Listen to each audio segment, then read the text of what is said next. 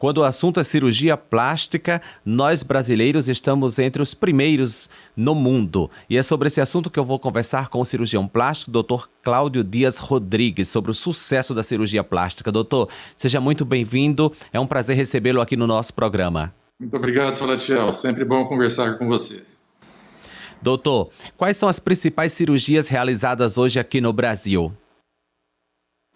Eu diria em ordem decrescente, com certeza a primeira lipoaspiração, lipoescultura, depois mamoplastia, aumento e redução mamária, abdominoplastia, cirurgias faciais. Em resumo, nós fazemos todas as cirurgias plásticas, somos referência e estamos ali em segundo lugar, muito próximo dos Estados Unidos em número de cirurgias realizadas.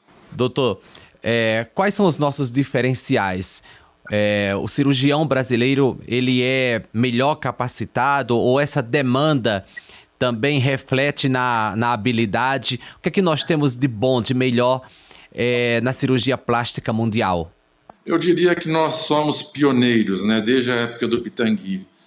Qual é o nosso diferencial? Criatividade. Como a cirurgia plástica ela é algo manual, que depende de muita criatividade, claro que de estudo. O brasileiro é esforçado, estudioso, mas o nosso diferencial é a criatividade. Basta ver no futebol, que nós temos os melhores e os maiores jogadores. Na cirurgia plástica é a mesma coisa, porque aqui a gente depende de improvisação, de habilidade, de curiosidade. E nós temos a matéria-prima aqui também para a gente desenvolver tudo isso, que é o povo brasileiro, que é uma mistura de raças maravilhosa. Doutor, falando de tecnologia e técnicas, nós também estamos evoluindo muito nesse aspecto, correto? Hoje, em todas as cirurgias foram agregadas as tecnologias. Eu vou te dar um exemplo. A lipoaspiração, ela evoluiu tremendamente. Se nós fizermos aí um review, uma retrospectiva, ela começou nos anos 80 e já está aí há 40 anos.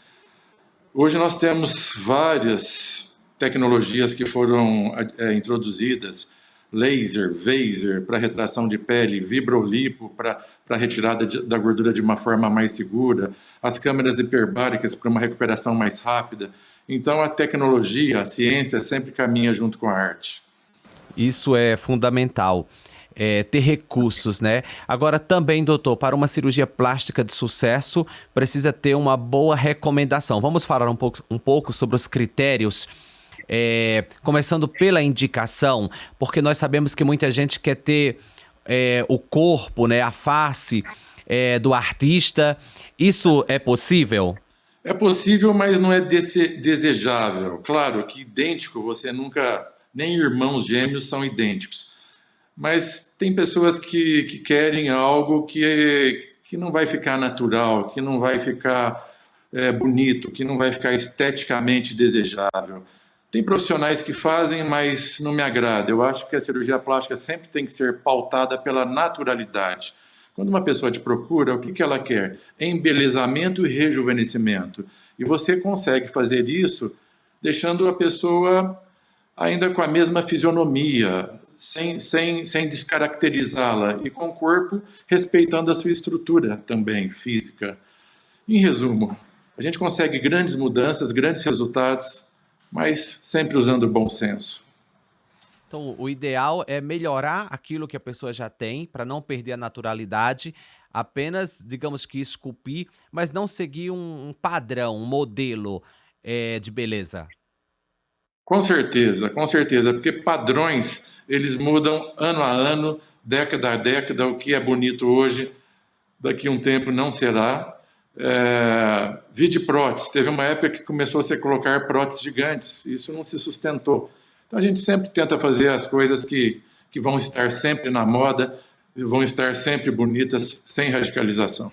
Doutor, falando da segurança, nós temos muito sucesso, né? O reconhecimento mundial na cirurgia plástica, mas infelizmente às vezes acontecem fatalidades e é isso que acaba sendo muito noticiado. Vamos falar um pouco da segurança da cirurgia plástica hoje em dia e também do pré-operatório, né, dos cuidados que são necessários para que o paciente tenha êxito nessa operação? A segurança hoje, Salatiel, é altíssima. Eu diria que você pode realizar um procedimento cirúrgico com uma segurança maior que uma viagem de avião numa companhia aérea reconhecida. O que faz a diferença sempre é o médico. O médico ele tem que ser honesto, o médico tem que ser competente, o médico tem que jogar no time do paciente e sempre procurando as melhores alternativas para oferecer para o seu paciente. Fatalidade existe? Existe, mas é muito raro. O que a gente vê na cirurgia plástica, na maior parte das vezes, foram indicações errôneas, profissionais que não são nem profissionais especialistas fazendo procedimentos que não deveriam. Isso recai nas costas da cirurgia plástica. Mas se você for pesquisar a fundo, esses problemas que caem na mídia, 99% são realizados por profissionais não qualificados, não cirurgiões plásticos. Quanto ao pré-operatório, isso é fundamental. Qualquer pessoa para se submeter a um procedimento cirúrgico, independente que seja plástica ou não, pode ser um procedimento ortopédico, ginecológico, eles têm que ter condições clínicas.